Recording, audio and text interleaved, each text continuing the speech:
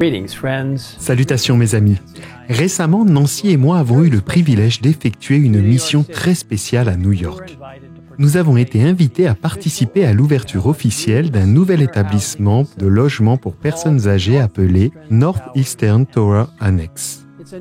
Il s'agit d'un nouvel ajout au bâtiment original qui a été inauguré en 1984. Les adventistes du 7e jour, en particulier ceux de l'Union du Nord-Est, ont été très impliqués dans ce projet où ils répondent de manière très concrète aux besoins des personnes les plus vulnérables de la communauté. Plusieurs dirigeants gouvernementaux et civiques étaient présents lors de l'inauguration et nous avons eu la merveilleuse occasion d'interagir avec eux, partageant notre mission et notre vision de servir les gens comme Jésus l'a fait au niveau physique, mental, social et spirituel. Être capable d'aider les personnes dans le besoin dans ces 4 aspects différents qui sont, je le répète, physique, mental, social et spirituel, est au cœur de ce que nous sommes en tant qu'adventistes du 7e jour et dans le monde aujourd'hui, dont les besoins sont plus grands que jamais, surtout dans les villes. Depuis quelque temps, la population mondiale s'est déplacée vers les grandes villes du monde et Dieu nous appelle à atteindre ces personnes. Il y a quelques années, nous avons mis un nouvel accent sur la mission dans les villes. Cet accent est encore très nécessaire et va de l'avant aujourd'hui. C'est une œuvre qui réunit tous les aspects du travail de l'Église dans son approche pour atteindre les multitudes des villes. Et elle recevra la bénédiction de Dieu si elle est faite selon sa volonté et avec un cœur humble. Dieu a parlé à travers Ellen White pour revigorer le travail dans les villes et nous parle aujourd'hui dans le livre Medical Ministry où nous lisons « Il n'y a aucun changement dans les messages que Dieu a envoyés dans le passé. Le travail dans les villes est essentiel pour cette époque. Lorsque les villes seront servies comme Dieu le veut, le résultat sera la mise en place d'un puissant mouvement tel que nous n'en avons pas encore été témoins. Tel est le message que Dieu nous adresse aujourd'hui en réponse au réveil et à la réforme.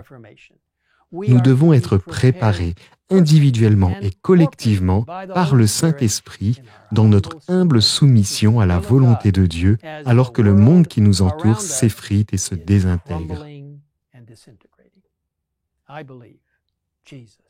Je crois que Jésus reviendra bientôt. Les signes qui nous entourent sont menaçants et Dieu nous appelle à être ravivés et réformés par son Esprit afin que nous puissions accroître notre travail dans les villes selon son plan. Lorsque cela sera fait, il nous est promis que nous verrons un puissant mouvement tel que nous n'en avons pas encore été témoins. Prions pour que la pluie de l'arrière-saison tombe en abondance alors que nous accomplissons la mission dans les villes. Le peuple de Dieu doit accomplir cela par le biais d'un réveil, de la réforme et d'une soumission calme à la parole de Dieu, au conseil de l'esprit de prophétie, par une prière intense pour l'effusion du Saint-Esprit et par une volonté d'obéir aux commandements de Dieu. Nous avons besoin que les pasteurs et les membres laïcs travaillent ensemble.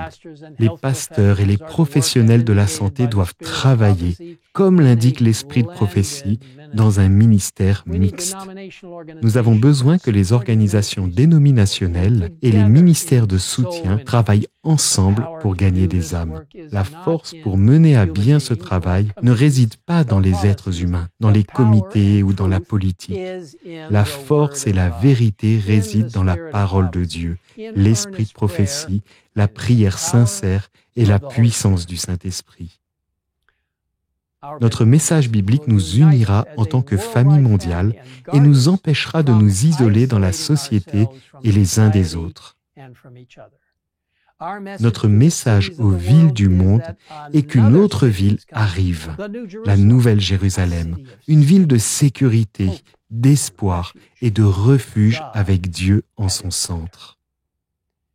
Lorsque Jésus était sur terre, il a pleuré sur la vieille ville de Jérusalem. Lors de son entrée triomphale, il est arrivé à un point surplombant la ville et il s'est arrêté. Jérusalem était là, dans toute sa gloire. Reflétant la lumière du soleil couchant, le marbre blanc pur des murs du temple et les piliers couverts d'or offraient un spectacle éblouissant.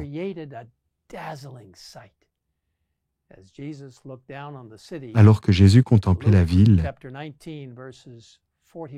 Luc 19, versets 41 et 42 rapporte sa réaction. Quand il approcha de la ville et qu'il la vit, Jésus pleura sur elle et dit, « Si seulement tu avais toi aussi reconnu aujourd'hui ce qui peut te donner la paix. Mais maintenant cela est caché à tes yeux. » Jésus pleurait pour la ville, pour les habitants de la ville. Il connaissait le rejet de sa mission et les terribles résultats qui en découleraient bientôt. Il a pleuré pour les habitants de la ville avec une tristesse indicible à cause de leur manque de réceptivité à son amour, son salut et sa parole. Pleure-t-on avec Jésus pour les villes et les gens de ce monde? Regarde-t-on les villes proches de nous avec un amour indicible, comme Jésus l'a fait? S'il y a jamais eu un moment pour pleurer avec Jésus pour les villes et les gens de ce monde, c'est maintenant.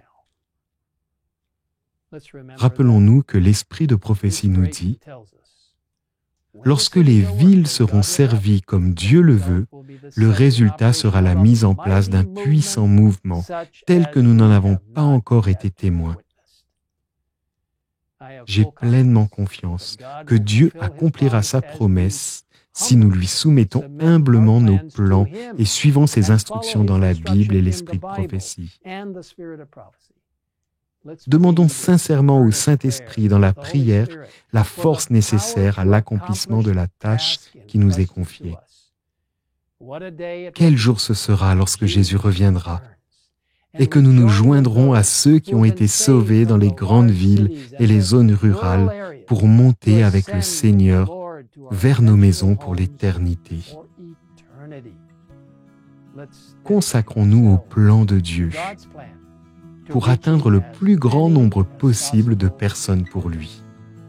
Je vous invite à prier avec moi en ce moment. Père Céleste, nous te demandons de t'approcher de nous alors que nous réfléchissons aux immenses zones métropolitaines de ce monde, aux villes qui sont proches de nous. Peut-être même que beaucoup de nos membres vivent dans ces villes. Seigneur, aide-nous à nous rappeler que c'est pour les habitants de la ville de Jérusalem que Jésus a pleuré et qu'il pleure pour les habitants des villes du monde entier. Aide-nous à présenter aux gens celui qui peut apporter la joie, l'espoir et l'épanouissement dans cette vie, ainsi que la vie éternelle. Celui qui est mort pour eux, qui est ressuscité pour eux et qui intercède pour eux et qui revient pour eux. Seigneur, sois avec tous ceux qui travaillent dans les grandes villes de ce monde. Et oui, même dans les zones rurales. Mais les villes sont là où tant de gens sont si loin de toi. Seigneur, bénis les membres de nos églises, les travailleurs de notre église, ainsi que ceux qui travaillent pour amener les gens à Jésus, pour leur apporter le message des 3 anges et pour leur dire que Jésus revient bientôt. Merci Seigneur de nous permettre de faire partie de ce grand ministère. Nous te le demandons au nom de Jésus. Amen.